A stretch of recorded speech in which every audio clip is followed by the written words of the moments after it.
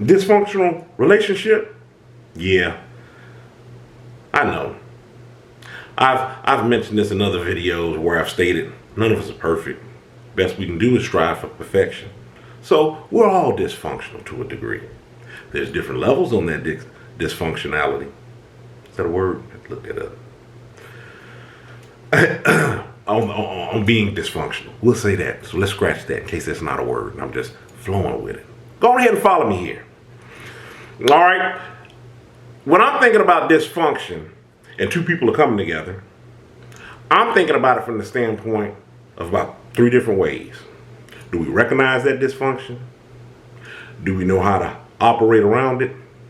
In other words, navigate it. Where are we going? What's the route that we're taking? You know what I think about? I'm thinking about when I'm doing my evening walk before it got real cold.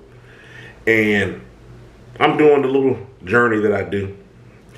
And it's a place in the sidewalk at this one particular part in the walk, depending on whether it was wet outside or what have you, depends on how this area is going to be on the sidewalk. And it's this whole area of the sidewalk, and it's probably about, I don't know, what it takes the width of the entire sidewalk, left to right, but front to back, I don't know, maybe 2-3 feet. It's dirt there, right? Because of the, downward pour or the way the landscaping is set. So if it's wet there, it's muddy and it's slick. Now, the first time I saw this, I didn't think it was that deep. Just thought it was somewhat surface level. I ain't trying to be all pretty boy on trying to walk all up around it. So I'm going to just walk through it. First time I walked through it, a little deeper than I anticipated. Got my kicks muddy. I wasn't pleased with that. And I find myself off on the side trying to shake my foot, the sole of my shoe in some water to clean that mud off my shoe. Okay? Next time I come up on it, I'm thinking, I'll just kind of hop over it. We ain't doing no long jumping, but I'll just hop on over that. Right? Didn't quite clear it because it didn't quite put the speed and the effort necessary to jump over that mud slide. So what happened? Back of that heel, caught a little bit of that mud, slipped, almost busted my tail. Right? Third time coming to that sidewalk. Now, before I go up on this third time, you might say, how come you just didn't walk in the grass? Because I didn't want to walk in the grass. It was already a little funky around there. I don't need all that grass up on my kicks. Imagine, if there's mud all on the sidewalk, what's all up off in the grass? So I don't want to walk through the grass. I'm trying to do it my way. Right? So that third time of coming through, I stopped, thought about it. I go, I'm taking a detour. Because I don't feel like taking the effort of trying to really pick up some speed and jump over this 3 foot long, however long it was. I don't know.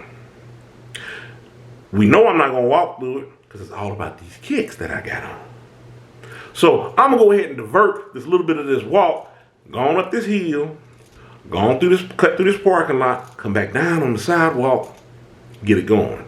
Same thing that I'm thinking with dysfunctional relationships. How are we navigating up around it? Like I said in older videos, we're all broken. We're all broken.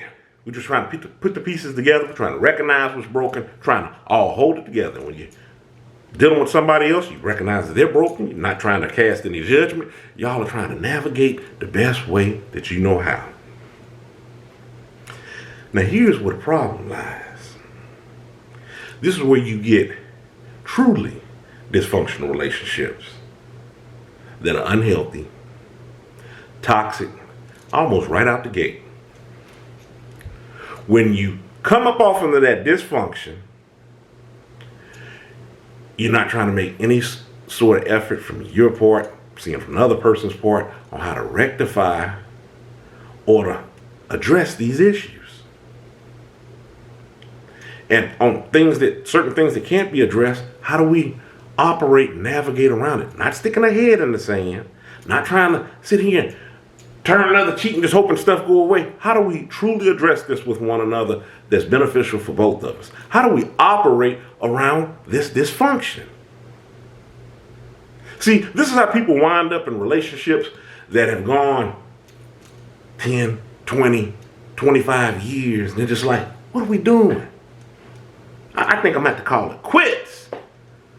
When you never took the time to truly put in on that thing and see where the dysfunctional lies. And see if it's something that you even want to work through. Have you looked in that mirror? See where you're coming up short? Hey, remember, we're all imperfect. We're coming up short somehow.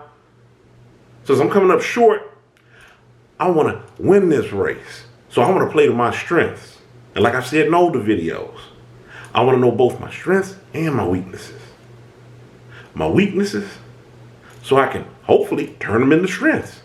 If it truly is a weakness of something that I can't overcome, at least I know not to fall prey to it. Or I can just work on it in incremental bits throughout the time. Right?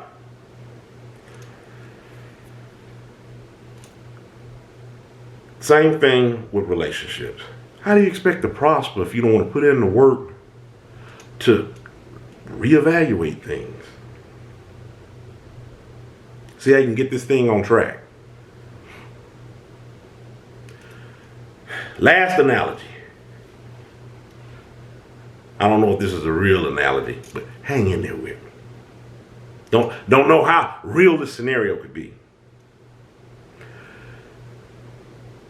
If a train came off the tracks, I'm not talking about some crazy wreck where it's flipping in its turn, but if the train came off the rack, what did I say? Did I say come off the racks? I meant the rails. If a train came off the rails, right? And you had people come to assist in getting this train back moving, what do you think that they're going to do? Do you think that they're going to try to, however the train came off the railroad tracks, I think that's what I said earlier, I said racks.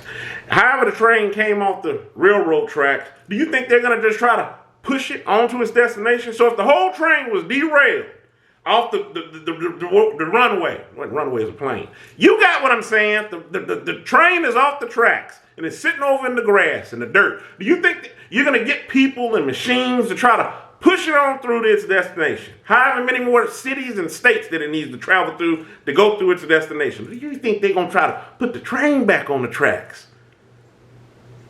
If it's not too damaged and they need to take it elsewhere, that's why I said don't look too deep into this analogy. But do you think they're going to put which would make more sense to you? Put the train back on the tracks and get the rolling? Smooth sailing?